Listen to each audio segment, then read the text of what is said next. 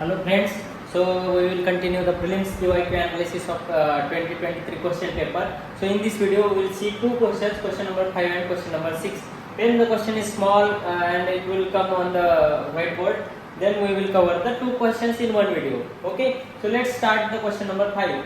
Which one of the following is the best example of repeated falls in sea level giving rise to present day extensive marshland? So they want to know about the marshland, okay? And what are the options?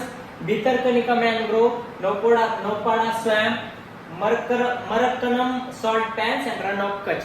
Okay, now see the question very carefully. Actually this is the very factual question. इसमें कुछ भी tricks and techniques apply नहीं होती है, फिर भी I will explain very nicely कैसे एक ट्रिक से आप इस क्वेश्चन को कर सकते हैं. If you know the answer then better and good, but आपको अगर आंसर पता भी नहीं है तो how you can go to the answer, at least you can guess intelligently. Okay, so what they are asking, repeated fall in the sea level giving rise to present day extensive marshland. They want extensive marshland. So now option number 1 is Bhitarkanika mangrove. Bhitarkanika option, Bhitarkanika is a place which is repeatedly coming in the prelims question papers from 2011 to 2022. More than 3-4 times Bhitarkanika mangrove आया होगा. Okay, so and it is a mangrove, not a marshland. Okay, it is a mangrove. Bhitarkanika is a mangrove, not a marshland. So ये this is the option which is came multiple times in previous year questions. ये एक part है और it is asking marshland, but option में क्या बोला है, Bhitarkanika mangrove. ये थोड़ा सा आपको इंटेलिजेंटली गेस करना है कि हाँ ये तो नहीं है.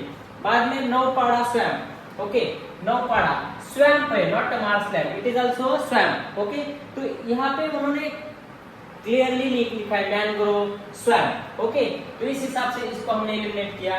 देन मरकरम सॉल्ट पैन्स, ये भी मार्शलैंड नहीं है क्योंकि यहाँ पे सॉल्ट पैन डायरेक्टली लिखा है, salt pan. Okay, salt pan, यहाँ पे स्वैम्प लिखा है, यहाँ पे सॉल्ट पैन्स लिखा है. लेकिन ऑप्शन नंबर डी में उन्होंने कुछ भी लिखा नहीं है, run of, this is just the name of the place. Okay, this is just the name of the place. इसमें कुछ भी मार्शलैंड है या मैनग्रोव है, सॉल्ट पैन है या कुछ भी लेक है, nothing is explain, only the place, name of the place is explain. So you have to be intelligent enough कि जिधर जिधर एक्स्ट्रा डिटेल दिया है जिस ऑप्शन में, जैसे कि भितरकनिका मैनग्रोव लिखा है, नौपाड़ा स्वैम्प लिखा है, मरक्कम सॉल्ट पैन्स लिखा है, लेकिन run of Kutch is just the place of the name of the place. So इसलिए the option B is the answer. Actually this is there covered in the NCERT definitely, but still अगर आपने पढ़ा नहीं है या आपसे कहीं से छूटा है तो this technique you have to apply. Okay, so next question we will see ilmenite and rutile. Ilmenite and rutile, this question don't have any technique, but कहाँ से आया है, what is the source and how you can solve such type of questions, वो आपको देखना है. Ilmenite and rutile abundantly available in certain coastal area tracts of India are rich source of which of the following. Okay, question क्या पूछ रहा है कि ilmenite and rutile किसका सोर्स है, which is abundantly available in the coastal tracts. तो इसका answer पहले बता देता हूँ. Answer is titanium. ओके, इसका आंसर है titanium. Now options are aluminium, iron, copper and titanium. What trick and technique you will apply? Nothing you can apply. Therefore, such like are questions जहाँ पे आपको कुछ भी ट्रिक काम नहीं आते, कुछ भी टेक्निक काम नहीं आते, लेकिन what comes to your rescue is titanium which is rutile. Rutile is already covered in, कोई तो 2011 से लेके 22 तक का क्वेश्चन पेपर है, it is covered in one of the question paper. rutile का कनेक्शन टिटेनियम के साथ है, that is covered in that options में. Therefore the previous year question paper analysis becomes very important, क्योंकि आपको even this is NCERT में कहीं ना कहीं rutile और titanium का कनेक्शन है, इसलिए NCERT भी important है.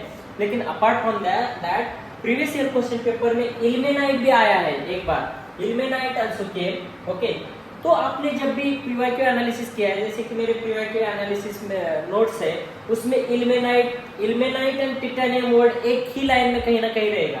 ilmenite किसका सोर्स है, rutile किसका सोर्स है, एल्यूमिनियम का सोर्स क्या है, आयरन के सोर्सेस क्या है, कॉपर के सोर्सेस क्या है. All this things are covered in the PYQ analysis notes and videos. If you have watched all the videos carefully, ये क्वेश्चन भी आपको आराम से आ जाएगा। ओके, तो इस तरीके से हम one by one every question we will see in ultra detail. या तो एनसीईआरटी से आता है, या तो पीवाईक्यू एनालिसिस से आता है, पीवाईक्यू के ऑप्शन से आता है। तो अभी आपको क्या करना है, what you have to do, Naupada स्वयं, Marakkanam salt pans, Bhitarkanika mangrove, इसके बारे में और एक्स्ट्रा सर्च करना है। That will give you the extra question, possible questions. Similarly ilmenite and rutile के बारे में और डिटेल में जानकारी लेना है। What are the coastal tracts in India where titanium is available.